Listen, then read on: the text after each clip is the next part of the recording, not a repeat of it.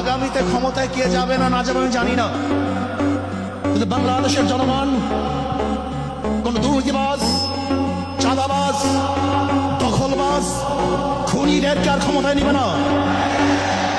বাংলাদেশের জনগণ রক্ত দিয়েছে, জীবন দিয়েছে বাংলাদেশে চাঁদাবাজি করার জন্য নয়, খুন করার জন্য নয়, দেশকে দখল করার জন্য নয়, দুর্নীতি করার জন্য মানুষ রক্ত দেয়, জীবন দেয়।